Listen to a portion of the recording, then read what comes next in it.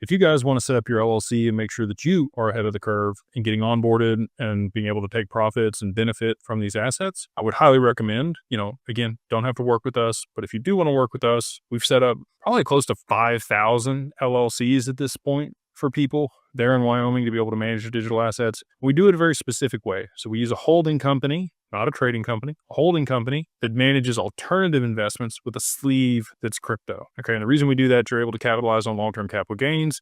We do as a single member LLC, unless you're in one of the 15 states that has a qualified joint venture where you and your spouse can contribute to a company without any tax implications. A single member is the way to do it to not have any tax implications.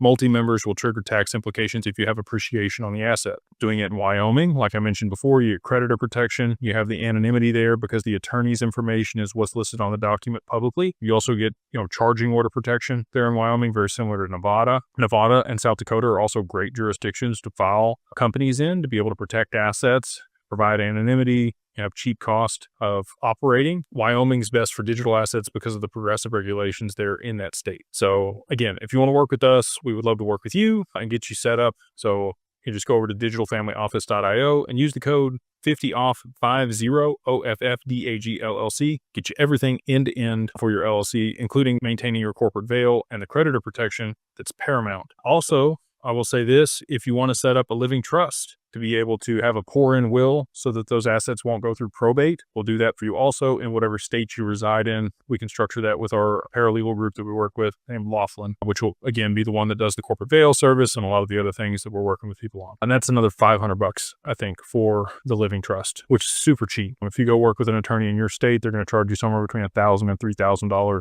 just for that living trust.